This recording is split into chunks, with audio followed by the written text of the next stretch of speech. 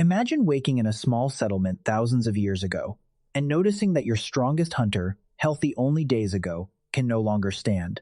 Something you cannot see has entered the camp, and no one knows its name. There is no doctor to call, no pharmacy, no word for infection, and no way to look inside the body. There is only a frightened family, a fading fire, and the desperate need to understand what is happening before it spreads. This was the oldest and most personal emergency in human history, not the lion at the edge of the firelight, but the invisible enemy that arrived without warning and left without explanation. For almost all of our existence, humans lived surrounded by an unseen world of bacteria, viruses, parasites, and fungi, without any idea that such things existed. And yet, remarkably, people did not simply surrender. They watched, they remembered, and they experimented, slowly building a fragile kind of knowledge out of pattern, guess, tradition, and painful loss. The first great achievement was not a cure. It was noticing that sickness was not random, and that certain events came before certain illnesses again and again. People observed that those who drank from a stagnant, foul-smelling pool often grew ill, while those who drank from a clear running spring more often stayed well. The reason was invisible, but the pattern was real. They noticed that when one person fell sick with certain diseases, others who stayed close sometimes fell sick too, as if illness could pass from body to body along the paths of daily life. They noticed that crowded shelters, rotting food, still water, and human waste seemed to invite suffering, while open air, cleanliness, and distance seemed to offer some protection. None of these observations required a microscope. They required attention, memory, and the courage to change behavior based on what the living had seen happen to the dead. Of course, ancient people also reached for explanations, and many of those explanations were wrong. Illness was blamed on angry spirits, on curses, on imbalances in the body, or on bad air rising from swamps and filth. That idea of bad air, sometimes called miasma, would echo for thousands of years, and it was scientifically mistaken. Disease is not caused by smell, and foul air alone does not carry most illness. But here is one of the strangest and most human truths in this whole story. A wrong explanation can still lead to a right action. Because people believed bad air near swamps caused disease, some communities drained wet ground, moved away from marshes, and cleared away waste and decay. They were wrong about why it worked, yet draining a swamp can reduce the mosquitoes that spread real diseases, and removing waste can reduce the germs that truly do make people sick. Again and again in ancient medicine, we find this pattern. Imperfect ideas producing partly useful habits, and careful observation quietly outperforming confident theory. One of the clearest and most powerful of those habits was separation, the simple decision to keep the sick apart from the healthy.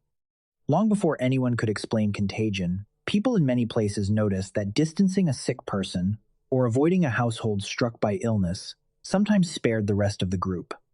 Later, more organized societies turned this instinct into rules, isolating the ill, marking afflicted homes, and eventually holding travelers and ships apart for a set number of days before allowing them to enter a city.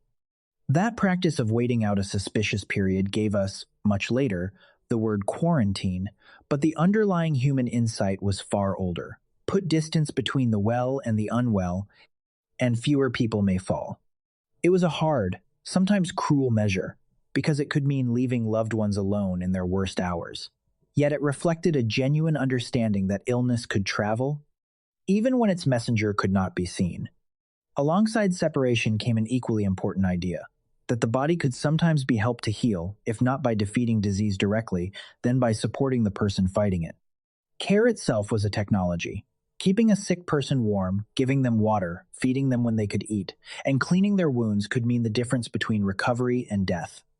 Wound care, in particular, pushed ancient people towards some genuinely effective practices, discovered through generations of trial, error, and observation. In several ancient cultures, healers cleaned wounds and covered them with substances like honey, and we now know that honey has real antibacterial properties, drawing moisture out of microbes and creating conditions in which many cannot easily grow. They did not know the chemistry, and they surely used many useless or harmful treatments too, but the ones that worked tended to survive, passed down because the people who received them more often lived. Plants became humanity's first great pharmacy, and the knowledge of which leaf, root, or bark to use was among the most valuable information a community could hold. The bark of the willow tree, for example, was used in various ancient societies to ease pain and fever, and it contains a natural compound chemically related to the active ingredient in modern aspirin. This does not mean ancient people had aspirin, or that every folk remedy was secretly effective.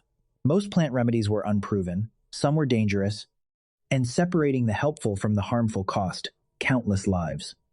But across thousands of years, through patient tasting, watching, and remembering, human communities assembled real fragments of pharmacological knowledge long before chemistry existed to explain them. Much of this knowledge was carried by specific people: elders, healers, midwives, and wise women and men who held the memory of what to do when the body failed. These were the ancient world's medical libraries, living human beings who remembered which spring stayed clean, which plant eased a cough, how to set a bone, and how to tend a fever through a dangerous night. Childbirth was one of the most perilous moments in ancient life, and the knowledge of midwives, built entirely from experience, saved mothers and infants who would otherwise have been lost.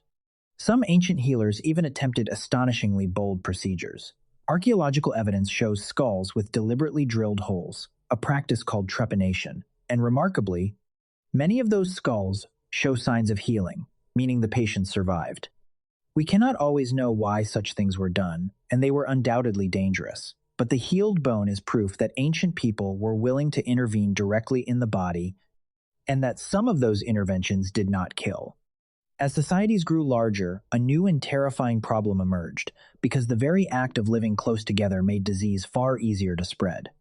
A handful of families in the open could weather an illness that might tear through a crowded town. Density multiplied contact, and contact multiplied contagion. So some organized societies responded with public works that were, in effect, disease control on a massive scale, even without the science to name what they were fighting. They built drains and sewers to carry waste away from where people lived, channeled fresh water into cities through aqueducts, and constructed public latrines and baths that, for all their imperfections, reflected a communal effort toward cleanliness.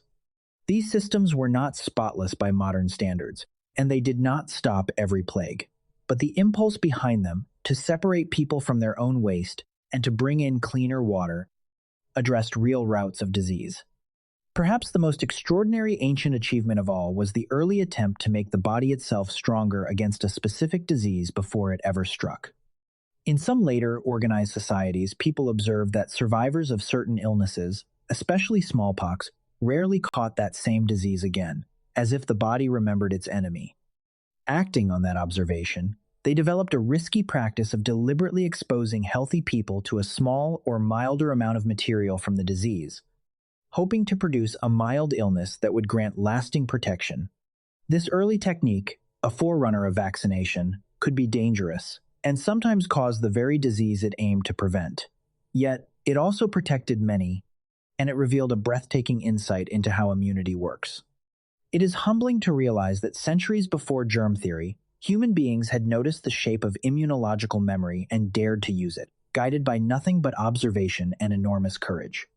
Still, we must be honest about the limits of this ancient struggle, because for all their ingenuity, people were fighting an enemy they could not see, using ideas that were often wrong. Plagues still swept across the ancient and medieval world, killing in numbers that are difficult to imagine, and no amount of herbal wisdom or careful nursing could stop them. Many treatments did nothing, some made suffering worse, and much of what people believed about the causes of disease would eventually be overturned entirely. The true turning point came only recently in the long span of human history, when microscopes revealed the living world hidden in a drop of water, and researchers slowly established that specific tiny organisms cause specific diseases. That understanding, known as germ theory, transformed medicine and finally explained why so many ancient habits, from clean water to isolation to wound care, had quietly worked for so long. But it would be a mistake to look back and see only ignorance, because the deeper story here is one of relentless human intelligence working with almost nothing. Ancient people had no idea what a bacterium was, and yet they learned to seek clean water, to keep the sick apart, to tend wounds, to preserve knowledge, and to protect the vulnerable. They turned grief into memory, memory into habit, and habit into a fragile shield that helped their communities survive long enough to reach the age of understanding. Every one of those small, hard-won lessons was paid for in lives, and passed forward by people who simply refused to stop trying to protect one another. So the next time an illness passes through your life and you reach for clean water, for rest, for distance, or for care, remember that these instincts are ancient.